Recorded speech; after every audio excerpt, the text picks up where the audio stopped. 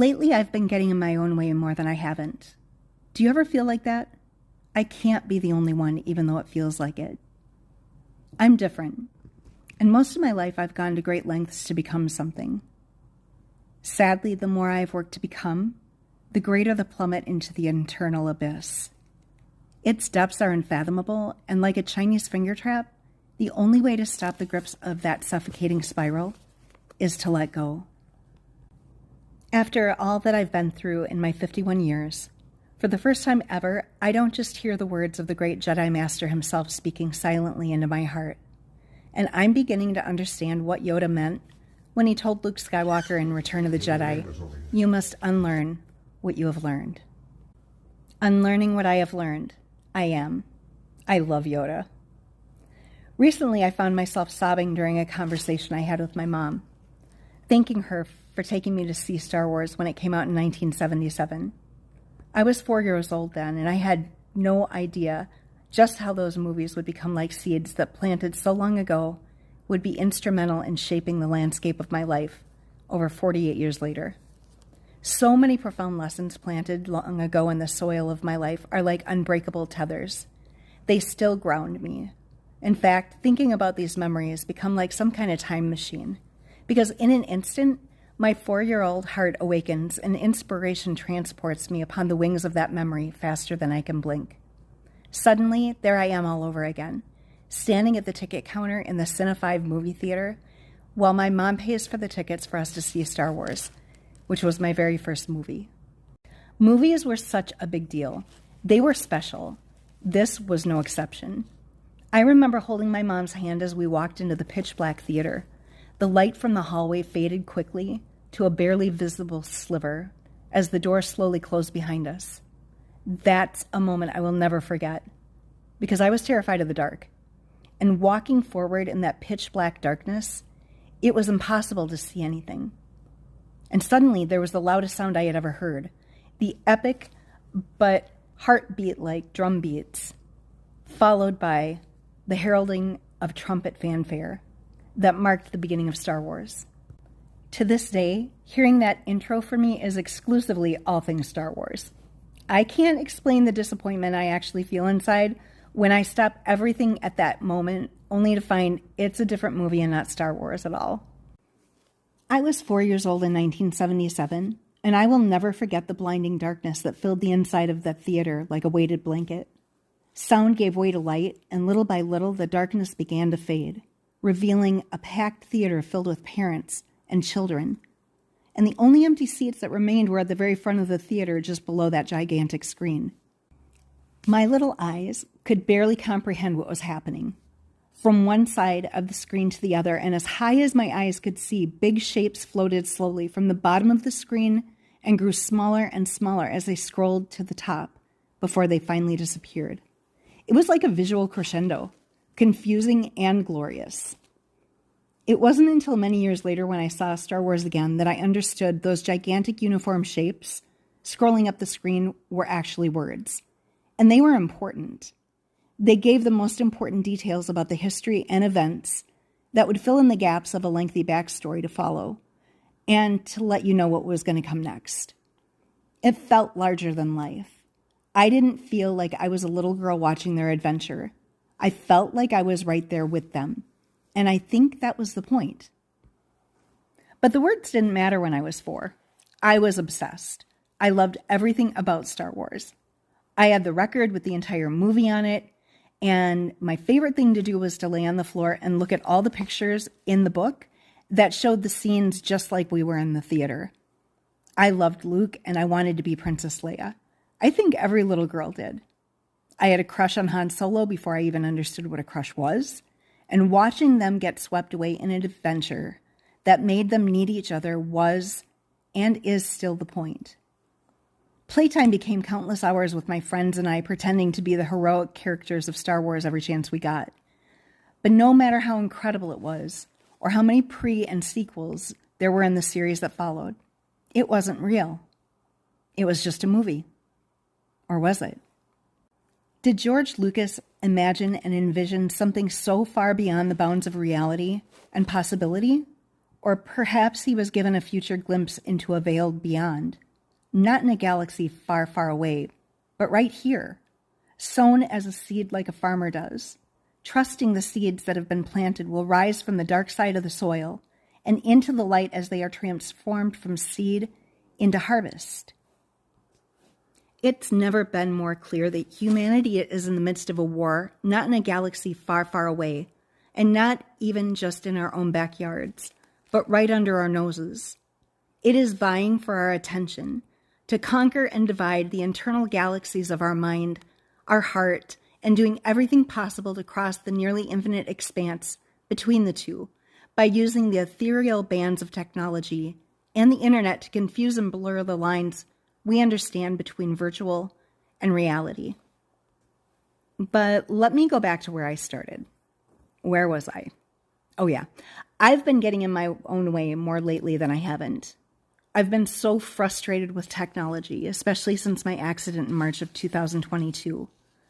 Even more recent, in the most unexpected way, I've become privy to an unseen darkness that arose abruptly and without warning through the most unexpected way, and quickly revealed that it is very personal, as the dark side of the corrupt underworld, for a brief moment, dropped its mask and pulled back a curtain I didn't even know was there. Like some twisted plot in a surreal thriller, there it was, close enough for me to see with my own eyes. But this wasn't a movie. This is my life. This invasive version of Star Wars began manifesting in my own life just a couple of months ago. If this sounds crazy, absolutely absurd, preposterous, or all of the above, just keep reading or listening. One thing you should know, I'm not going to hide from the darkness. It does everything possible to silence, squash, terrorize, discredit, and destroy through its deranged, deceptive system, like a fear-ridden mouse standing in front of a big projector light. It, the beast, tries to make itself appear like a gigantic phantom until the light reveals what it really is. The truth is darkness holds no power at all, except that which we give it. I refuse to be silent about all the good, the bad, and the ugly. I know what I've done. I know who I was.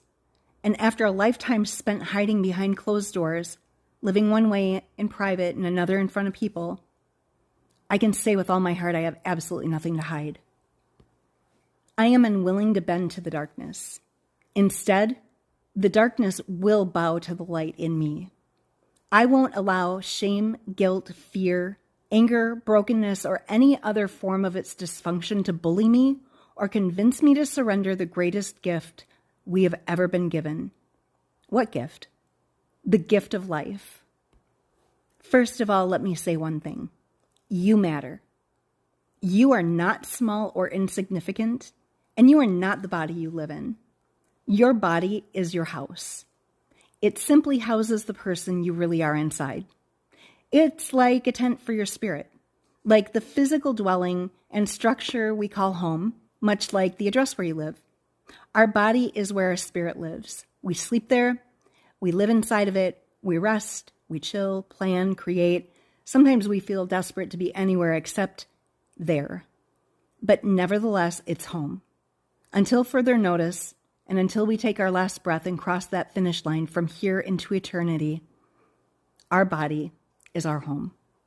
Our body is the house that covers and protects who we really are. Like a spacesuit for an astronaut, our body is our Earth suit. It's not who we are, and it's also a gift. Like a glorious wardrobe made by the Creator and Lord of all life. It is uniquely and specifically hand-tailored for each of us, containing everything we will ever need to learn, achieve, and complete our mission, which is the only reason we're here. Our body is the divinely designed suit that covers us here in this realm, for we're just visiting because we are not of this world. At this moment, I'm choosing to type with my eyes shut, mainly because I have issues lately when I see what I'm writing. It stops the flow and interrupts the rhythm of pouring my heart out. Somehow when I see what I'm writing and I know I've made a mistake, it bugs me. So I end up stopping mid-thought to fix it. Instead, I get stuck and overwhelmed and in edit mode. Why do I do that? Do you ever do that? Trying to make everything perfect and cohesive so it all makes sense before I can move to the next thought? Normally, I journal, and my thoughts flow like streams, which then become rivers. I write love letters to my Heavenly Father. I've been unable to type much since the accident, and technology has been more pain and trauma than it's worth. I used to be so tech-savvy, but I have to pick my battles, and so I choose sanity. Now, technology for me is no longer the best way. Is it useful? Of course. But somehow it feels like it sucks the life out of my soul, one keystroke, one alert, and one update at a time. Neurologically, the life that I live now is very different for me. Physical limitations have forced me to slow down and learn how to do things differently. Everything has been like learning how to walk again, and I've never been more thankful. I never would have discovered the me that I'm becoming if this hadn't happened. I needed to be saved from myself. And God, being the incredible Father He is, always delivers. And while He didn't cause my accident, it became a defining and divine intervention. There are things that I'm learning and unlearning, and I discovered that this now has always been part of the process. I'm noticing the flow as I type with my eyes closed. Sure, it's not as fast as I used to be, but I am typing. I haven't been able to do this since before the accident, and it honestly feels miraculous. I have so much to say that I end up getting overwhelmed trying to figure out how to share it all. There's been so much loss, devastation, so much healing, learning, restoration, and life today is so much more than I even dreamed of, prayed for, or hoped was possible. Why? Because this is real, and I'm here to share it with you. It's because of the hard things that I've grown. I was interrupted in a way that has changed my whole entire life. And this excruciating journey that has led me here, it's because of the losses, the trials and hardships, the traumas, and all that goes with being sealed in the darkness of life's cocoon, that I am emerging into the light. The truth and the love have shown me the bait of bitterness is nothing more than the wrapping that covers the greatest gifts I've ever received. Overcoming begins with a single choice: to hope, to believe there is something inside the pain and agony of it all. Then moving to take hold of whatever it is, I always say XYZ, and start tearing off the wrap, even when you have no idea where to begin. No matter what life looks like or feels like, no matter what I don't have or can't do anymore, regardless of how deep or suffocating the darkness is right now, I am living proof that nothing is too hard for the Lord and that He is real. He is here with me. He is here with you. And He is the living Word. And not because I say so, but because He did. The best part is that He's so much more than we've been told. I don't have to be perfect because He is. I don't have to do anything or become anything other than who I already am.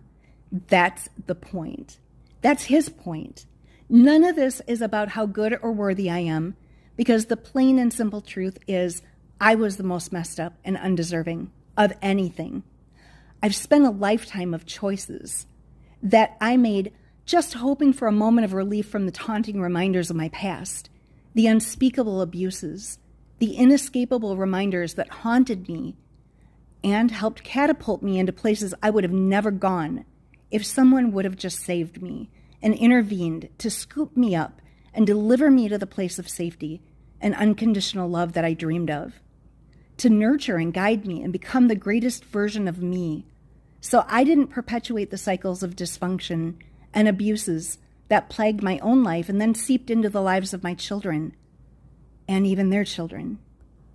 But the beauty of it all is this: I am who I am today because of absolutely everything that I was. I've been given countless opportunities to see firsthand the lengths that the living God goes to just for me and just for you, so that everything I ever went through and felt destroyed by would be the very reasons I feel deeply for others and have been able to stand in the pit of hell knowing the one who made me, the one who died for me to know freedom and true life, is with me right here, right now, and in the words I'm sharing with you now. For it is his story and his hope that breathes life into the most frozen heart like mine was. It is simply because of God's awesome love and plan that I'm even here right now. I am alive, I can walk, and I want you to know the truth as I share the uncontainable hope of everything that's possible because of the seasons of my greatest loss, weakness, addictions, and despair, not in spite of it. I'm living proof that God is real and that absolutely nothing is hard for him.